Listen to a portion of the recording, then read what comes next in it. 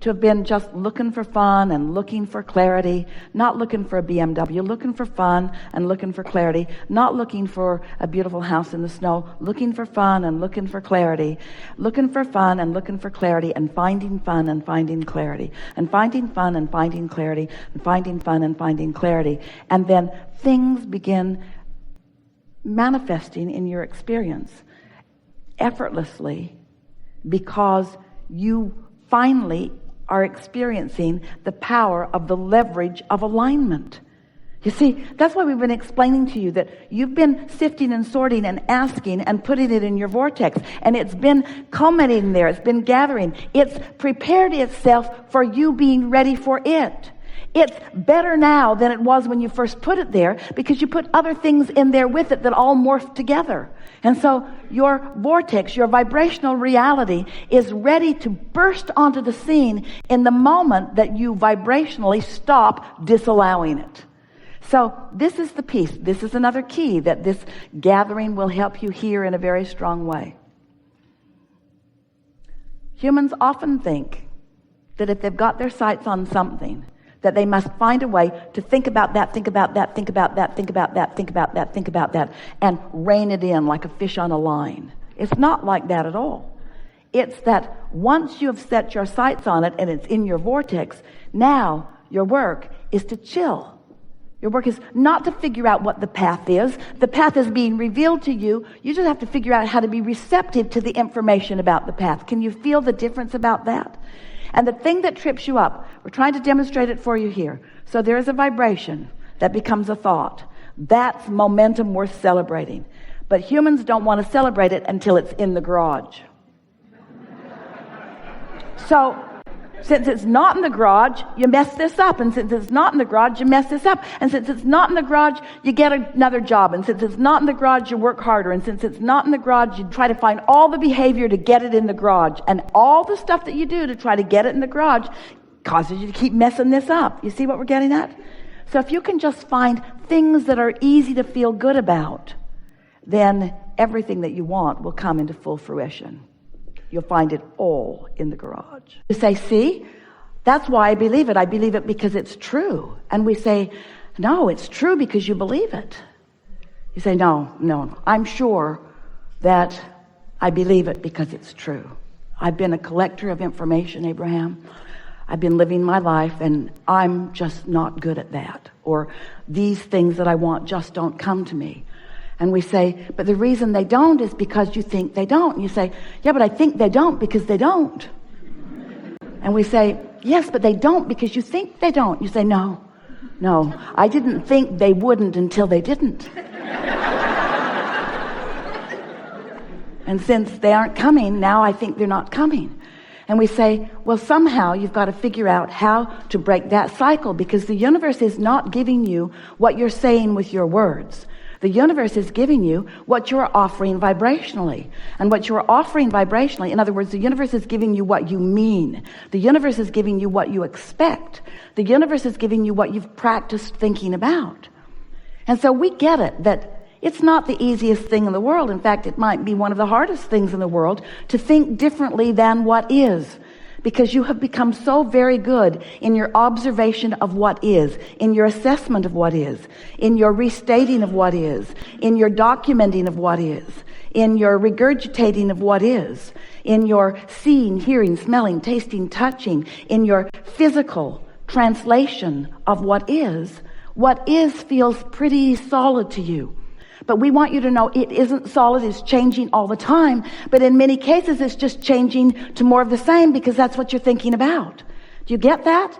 It's not holding steady. It's changing to your current expectation. But if your current expectation is just like the one you had yesterday and the one you had the day before and the one you had the day before, then it holds steady and you say, see?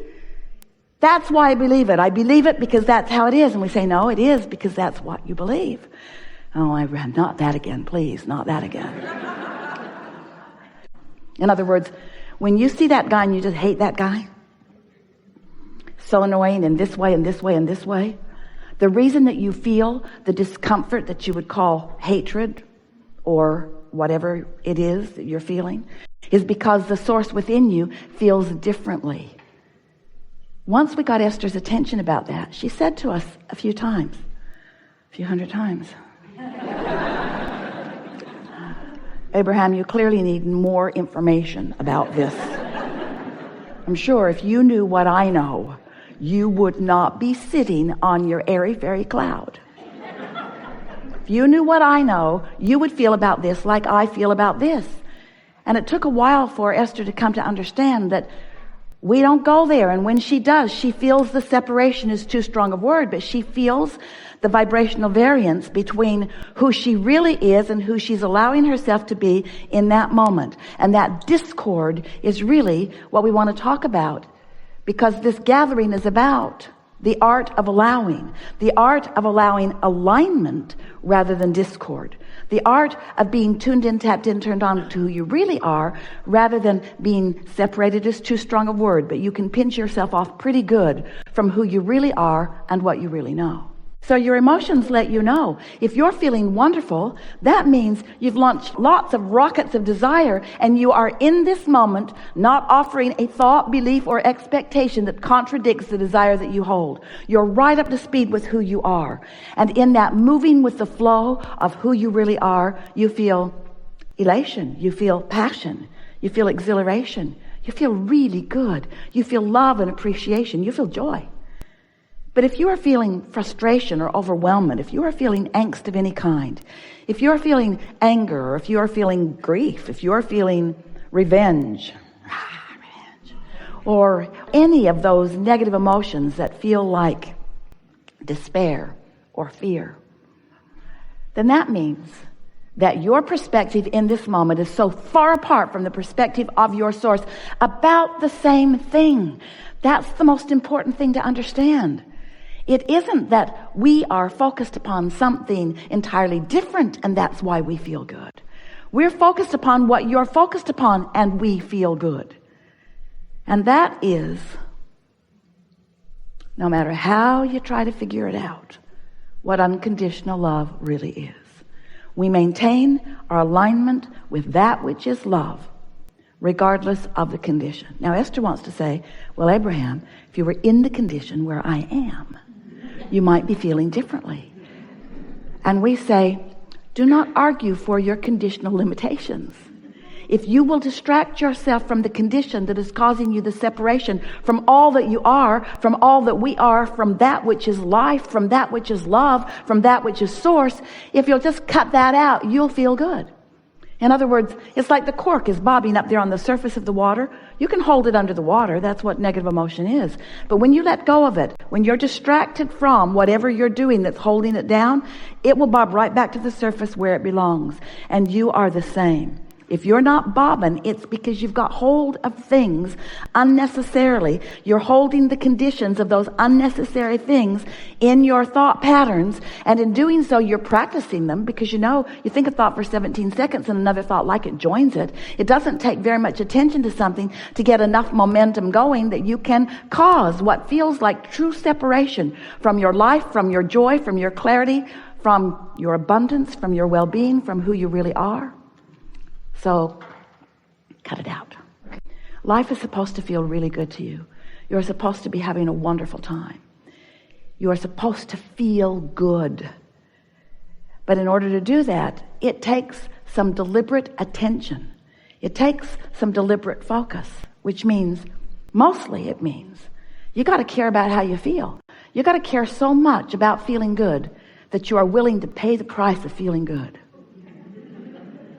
You have to care enough about feeling good that you are willing to use your emotions to help you in the choice of thought. And that's what deliberate creation is. So once you begin to put this emotional translation in the mix, once you begin to recognize that how you feel matters most of all, because how you feel is your in the moment indicator of how much of you are allowing to be present in this moment. If you knew how much backup you've got, if you knew how many advocates you have advocating on your behalf, you see, we know everything that you're asking for and where it is and what the path of least resistance to it is. We know where everything you want is and where you stand in relationship to it. That's a good thing. It's a good thing for you to know somebody who knows that, you see. But you've got to be in a place where you can receive. Esther says, oh, but Abraham, you and Jerry, all you dead guys, there's no such thing as dead. You are so subtle now. You are so subtle. I have to tune myself so precisely to your frequency in order to hear you. Can't you be less subtle? And we say, tuning is subtle. Tuning to the frequency of who you are and what you want, it takes some practice. But it's an easy thing to do if you care about how you feel. Because if you care about how you feel, you're just not going to entertain those thoughts that don't feel good. You're just going to find yourself more and more shying away from them, which is to say shying away from or toward something else. In other words, there's no such thing as exclusion in this attraction-based universe. You sort of kind of get that? There's no such thing as no. When you look at something that you really want and you say yes to it, you are including something that you want in your vibration. But when you look at something that you don't want and you feel that resistance well up in you and you are saying no to this thing you do not want, what you're actually doing is saying yes to this thing you do not want. Because attention to the subject is what causes you to be the inviter, the receiver, the realizer, the creator of it, you see. And what we really want to say is, rather than thinking about beliefs that you want to change, because when you think of something that needs to change, you're looking right at it and it's not changing, it's getting stronger. Every time you look at it, it grows deeper roots and more branches. In other words, it goes down and out.